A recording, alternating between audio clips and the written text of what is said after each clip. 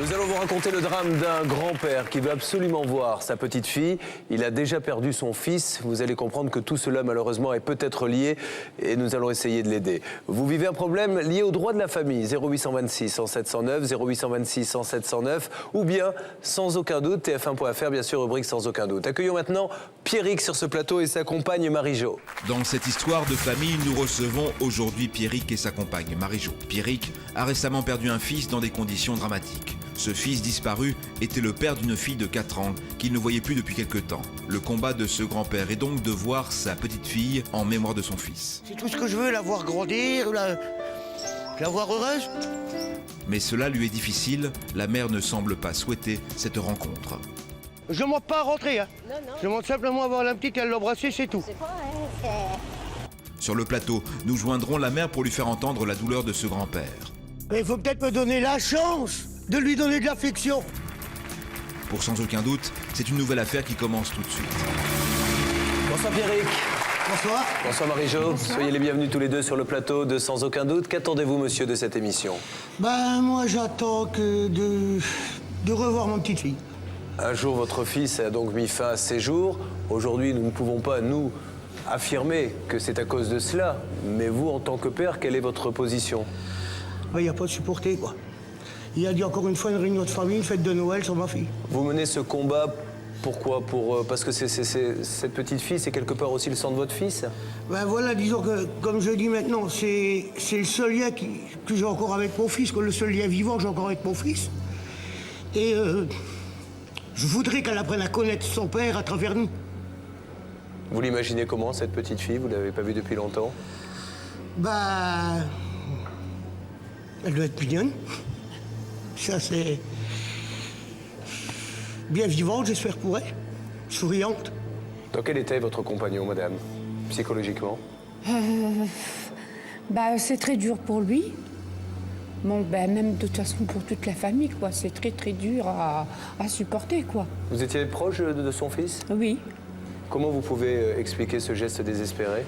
Moi j'ai la même idée, il l'a fait pour sa fille. Il a laissé une lettre, un mot? Non, rien. Le seul truc qu'on a trouvé auprès de lui, c'est des photos de sa petite fille. Aujourd'hui, la seule chose que vous souhaitez, c'est pouvoir voir cette petite fille. Vous n'êtes pas là pour régler des comptes, Non. pour essayer de raviver, de parler de tout ça, on est bien d'accord, hein? Voilà. Nous allons essayer d'en savoir plus une nouvelle fois. Voilà une petite fille qui certainement doit être un peu perdue par tout cela. Est-elle au courant que son papa est décédé? Nous ne le savons pas à l'heure où nous parlons. C'est ça qui est tragique dans cette histoire. Et ce grand-père voudrait aujourd'hui essayer de renouer les liens avec sa petite fille en mémoire de son fils. Et puis parce qu'il aime cette petite fille et qu'elle fait partie de sa famille, nous allons essayer de convaincre la maman et déjà d'essayer de la joindre dans quelques instants. Mais auparavant, essayons de bien comprendre cette histoire tragique, ce drame humain. Sophie Rabillet nous le raconte. Cet homme qui vient se recueillir, c'est Pierrick, 46 ans. Dans ce cimetière repose son fils Michael, mort il y a 2 mois, la veille de Noël. Voilà, on y est. Le 17 décembre dernier, Michael tentait de mettre fin à ses jours. Il n'a alors que 26 ans. Dans la maison, il y avait les pompiers, il y avait la police, il y avait... Alors que Michael se trouve à l'hôpital dans un état critique, son frère Franck décide le 20 décembre de nous envoyer un mail, en réalité, un appel au secours. Mon frère ne voit plus sa fille depuis 2 ans. Le jugement a été prononcé et il devrait normalement pouvoir la voir tous les week-ends, mais son ex-compagne refuse. Il vient de faire une tentative de suicide. Touché par ces quelques lignes, nous contactons Franck. Mais il est déjà trop tard. Michael est mort 6 jours après sa tentative de suicide.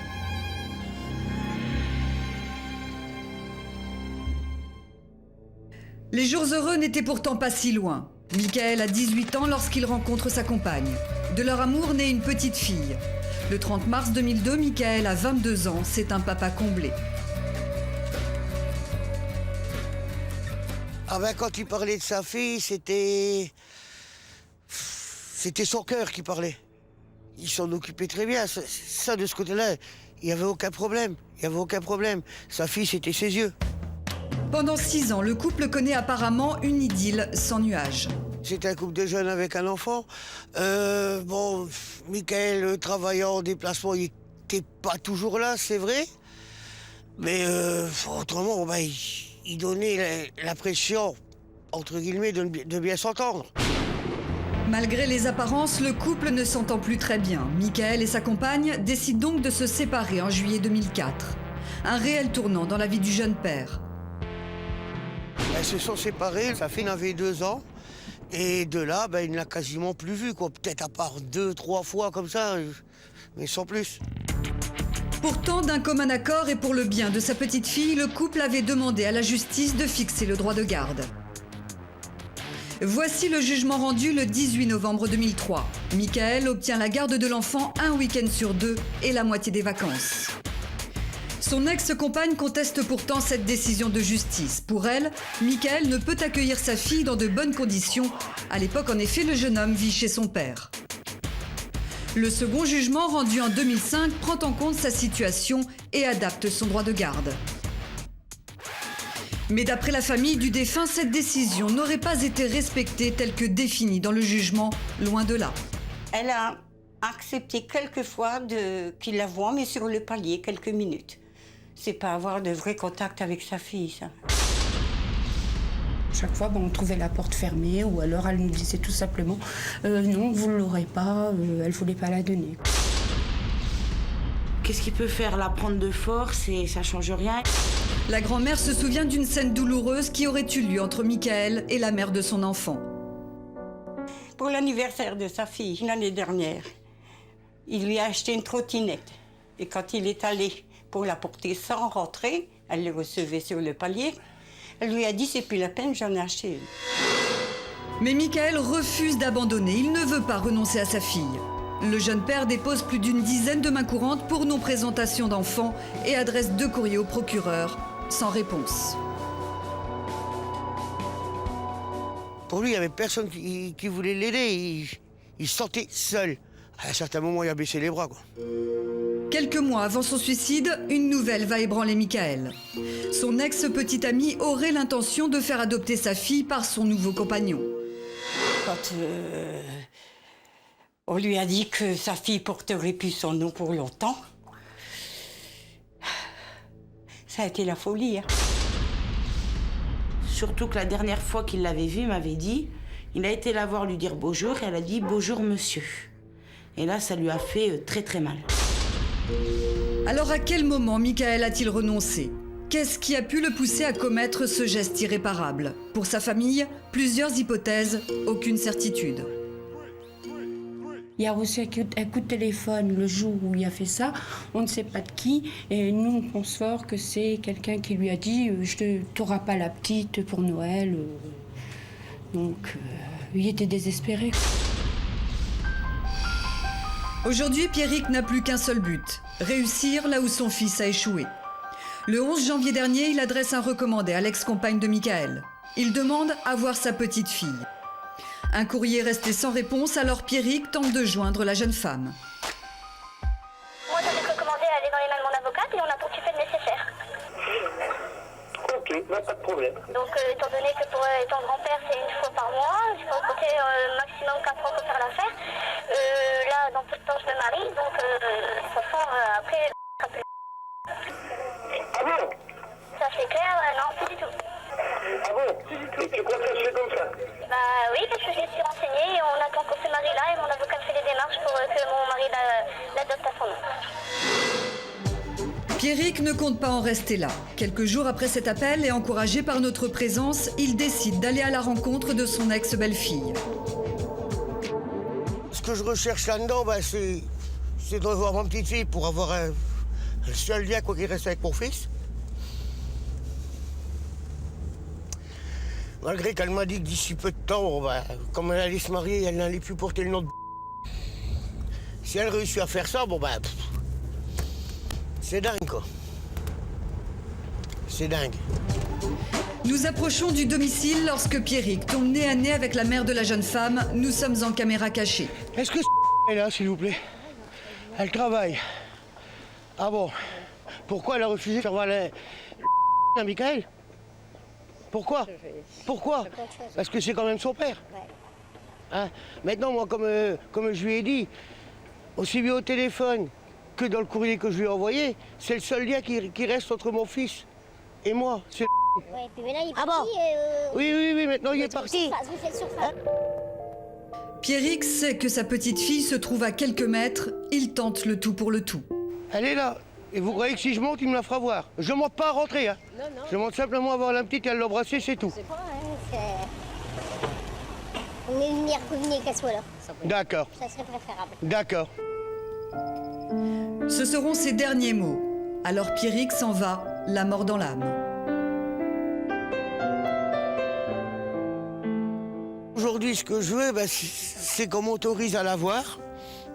Même si on ne m'autorise pas tout de suite à l'emmener chez moi, parce que bon, au bout de 2 ans, elle ne me connaît pas.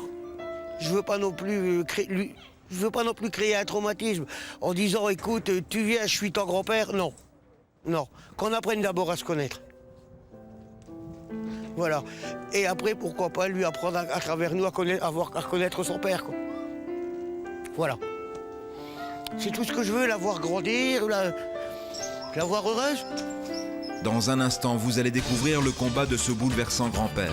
En mémoire de son fils disparu dans des conditions dramatiques, il veut revoir sa petite fille. Mais vous avez une petite fille de 4 ans. Un jour, elle aura 10 ans, elle aura 15 ans, elle aura 18 ans.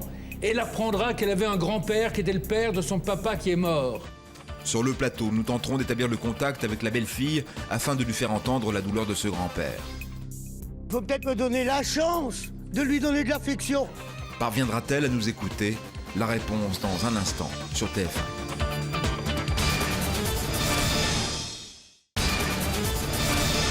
Il y a quelques instants, nous avons suivi Pierrick, ce père qui a perdu son fils dans des conditions dramatiques. Depuis, Pierrick, en mémoire de son fils, veut revoir sa petite fille de 4 ans. Mais sa belle-fille ne semble pas souhaiter pour l'instant cette rencontre. Arriverons-nous à lui faire entendre raison? La réponse tout de suite, dans Sans aucun doute. Dans une seconde, nous allons essayer de prendre contact avec cette dame.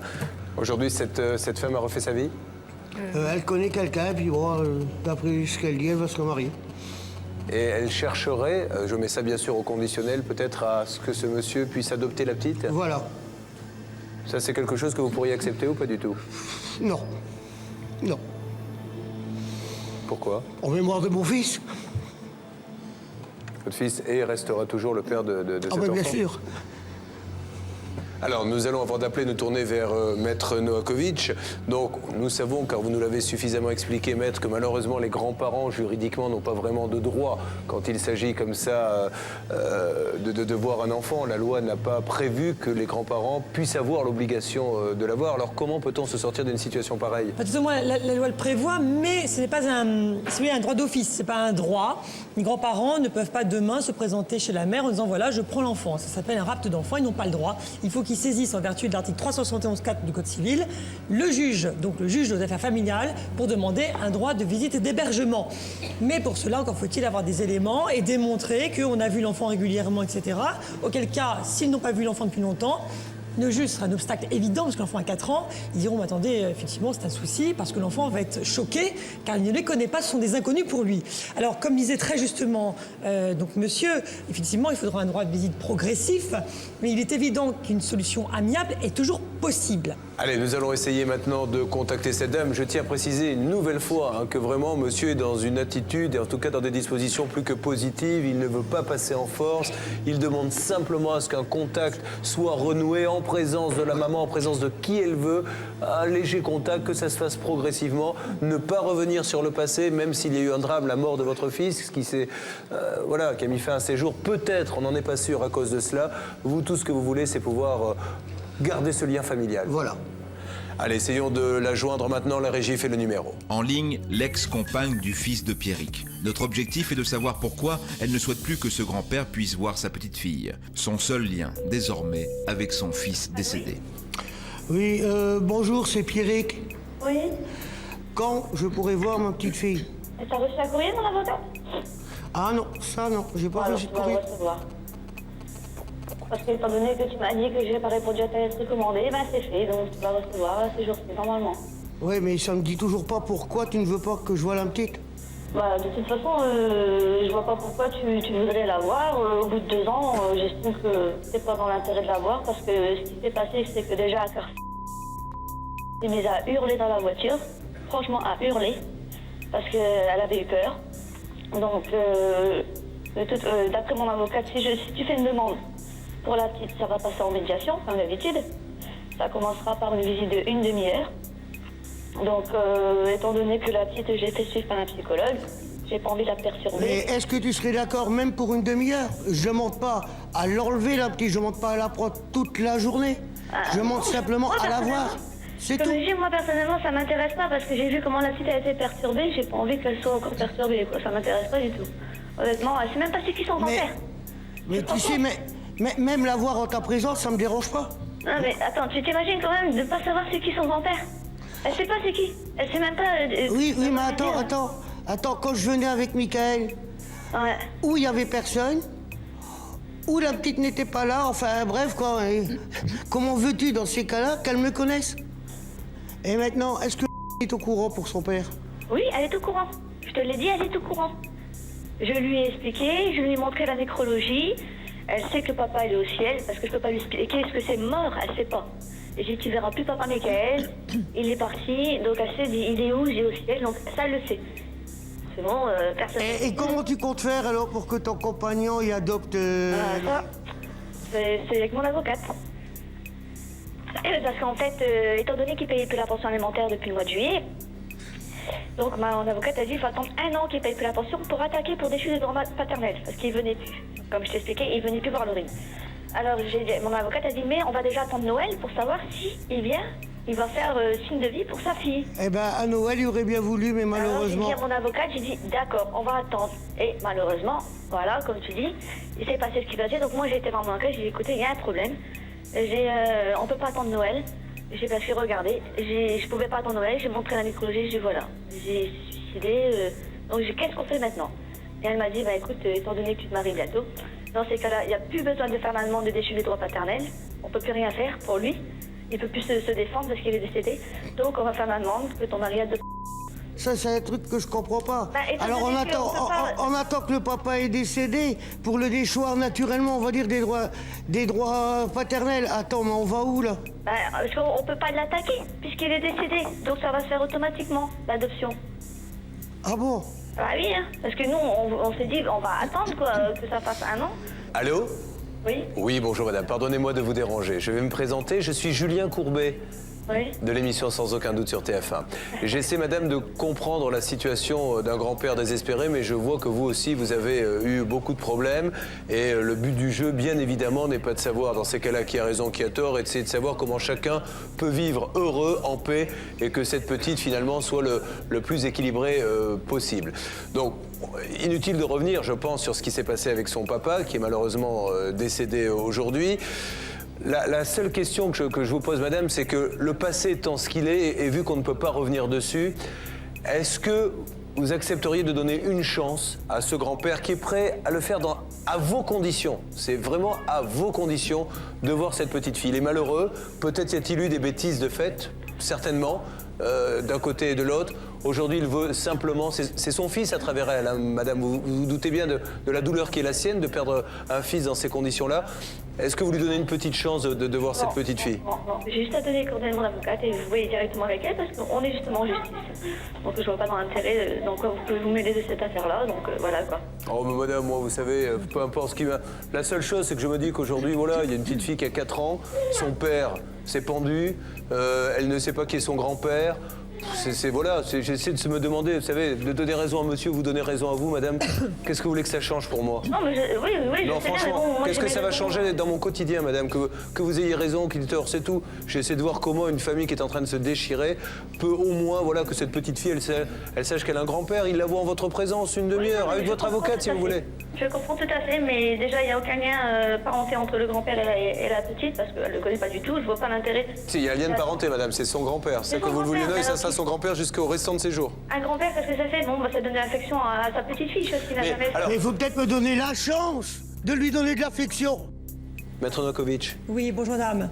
Alors là, je vous parle en ma qualité de spécialiste dans le cadre des affaires familiales depuis, je suis aujourd'hui dans ma 18e année. Donc, si vous voulez, je vous m'avais évoqué tout à l'heure un certain nombre d'exemples. Vous avez évoqué le fait que votre avocat vous aurait dit certaines choses, notamment sur l'adoption, sur le fait qu'on peut annihiler comme ça une famille paternelle, sur le fait que vous étiez dans vos pleins droits pour la déchéance d'autorité parentale. Écoutez, madame, je ne peux pas vous croire. En ce qui concerne votre avocat, je ne peux pas imaginer une seule seconde qu'un avocat puisse vous dire une énormité pareille. Oui. Alors, s'il vous plaît, déjà, on évite de faire dire à des avocats des choses qu'ils n'ont pas dites.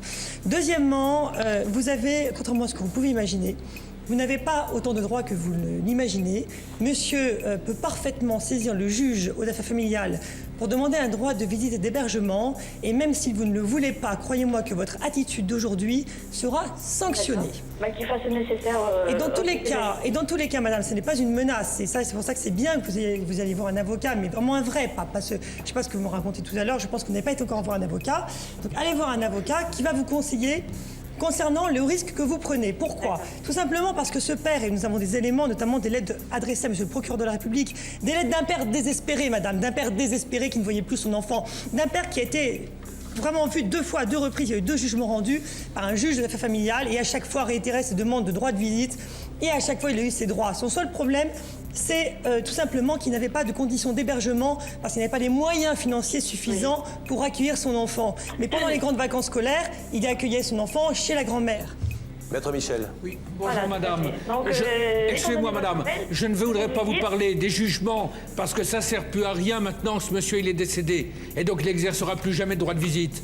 Mais vous avez une petite fille de 4 ans, un jour elle aura 10 ans, elle aura 15 ans, elle aura 18 ans. Et elle apprendra qu'elle avait un grand-père qui était le père de son papa qui est mort. Et elle vous en voudra infiniment que vous l'ayez empêché, parce que c'est de vous que ça dépend aujourd'hui, de voir ce grand-père. Madame, elle s'en rend pas compte actuellement. Elle a 4 ans, madame. Mais vous vous rendez compte qu'un jour... Mais madame, elle ne peut pas comprendre. Mais un jour, c'est une petite fille, elle sera en manque de son papa, parce qu'un papa qui est mort dans ces conditions-là, quand on est adolescente, c'est terrible, c'est traumatisant, et il vous dira, tu m'as empêché de voir mon père. Madame, écoutez, je crois que là, il faut essayer d'avancer aujourd'hui. Soit on arrive à une médiation, et à ce moment-là, c'est bien pour vous, c'est bien pour votre enfant, c'est merveilleux pour votre enfant parce que vous lui rendez le meilleur service du monde pour sa construction future. Ouais. Et c'est bien pour toute la famille, c'est un rapprochement familial progressif. Soit sinon, madame, vous refusez. Et auquel cas, ils vont saisir le juge. Et croyez-moi, les droits des grands-parents, lorsque le père est décédé, pardon, le père est décédé, le grand-père aura des droits bien plus larges qu'un grand-père classique. Madame, si vous ne le faites pas pour vous, quel que soit votre ressentiment, et je peux comprendre que vous ayez des griefs, les histoires de famille sont beaucoup plus compliquées qu'elles n'y paraissent, je peux le comprendre. Ce que je vous demande, madame, c'est, malgré peut-être toute la haine que vous avez envers lui, de soulager un peu un homme dont le fils est pendu, madame. Mais attendez, laissez-moi juste finir ça, madame. Je souhaite de tout cœur que ça ne vous arrive. On a la conscience de dire que c'est de ma faute. Mais non, personne ne dit ça. Personne ne dit ça. Au magasin. Personne ne dit ça. En tout cas, madame, moi, je ne le laisserai pas dire sur ce plateau. On ne sait pas pourquoi ce monsieur s'est suicidé. Et il est hors de question de faire l'amalgame entre les deux. Je dis simplement qu'il est dans une souffrance, celle d'un père qui perd un fils dans ces conditions-là. Et aujourd'hui, madame, je vous le redis, mettons tout ça, faites votre vie, remariez-vous, soyez heureuse, faites des enfants et accordez à ce monsieur, au lieu de faire ce gâchis, de l'avoir une petite demi-heure en votre présence, en présence d'un avocat, en présence de 2 policiers, si vous le voulez. C'est nécessaire, il doit faire des démarches, qui fait des démarches. Madame, vous voulez le pousser à la procédure? Alors, s'il fait des démarches, il va les faire tous. Vous voulez partir en galère de procédure, non, madame? J'ai fait signifier parce qu'il a quand même eu maintenant, je crois que chacun a des avocats et la justice va faire son travail, elle le fera bien. Maître Michel. Je voudrais, madame, faire une proposition. Je crois que c'est dans votre intérêt et je crois que ça va vous convenir. Si on va devant le tribunal, comme l'explique Maître Novakovic, si ce monsieur y va, le tribunal va accorder un droit de visite sans que vous ayez à donner votre avis dans des conditions qui vous conviendront peut-être pas, et puis ce sera inéluctable. Si on fait un essai, c'est-à-dire si vous dites voilà, tel jour, telle heure, je laisse une demi-heure au grand-père et je vois avec. Si ça se passe mal, si effectivement, parce que ce monsieur a des problèmes, que la petite fille ne supporte pas, vous pourrez le dire au tribunal. Si après il va au tribunal, vous direz mais je ne suis pas d'accord avec le droit de visite, on a essayé, ça marche pas. Et si ça marche bien, ça évitera à tout le monde de faire des frais de procédure. Donc je crois que c'est vraiment l'intérêt de tout le monde de faire un essai comme ça à l'amiable. Oui, non, mais je sais bien, mais je préfère le faire ci parce qu'en général, ce qu'on attend de monsieur, c'est qu'il fasse ses démarches au tribunal, en demandant par un médiateur dans un centre d'intérêt pour la petite et lui une rencontre, et voir les démarches, comment ça se passe vis-à-vis des psychologues et des assistantes sociales. Donc c'est ce que je voulais et on attend qu'il fasse le nécessaire. Malheureusement, la situation paraît bloquée. Mais afin d'aider ce grand-père, nous ne souhaitons pas en rester là. Sylvie Novakovic a décidé en coulisses de joindre sur le champ l'avocat de cette dame pour trouver une solution. Sylvie revient sur notre plateau afin de nous faire part de la conclusion de leur discussion. Alors, j'ai bien eu ma consoeur au téléphone. Alors, elle m'a expliqué que si vous prenez un avocat, elle est tout à fait d'accord pour organiser une réunion donc, avec l'avocat donc, du grand-père, elle-même, sa cliente, pour trouver un éventuel accord. Et puis, s'il n'y a pas d'accord à la suite de cette réunion, il y aura le tribunal. Mais c'est vraiment un grand pas, j'estime. Ça, c'est plutôt pas mal, monsieur. Hein. Ah ouais, merci. Parce que vu ce que l'on a entendu tout au long de cette journée, donc vous allez vite prendre un conseil, un avocat, qui va prendre contact, maître de Voilà. je vous donnerai les coordonnées avec l'avocat de madame, et vous allez au moins pouvoir discuter. Je suis certain que les deux avocats vont faire en sorte que ça se passe bien et que finalement vous ayez le droit de voir cet enfant. Un grand merci à tous et à toutes. Et merci encore. Voilà. Il est ému.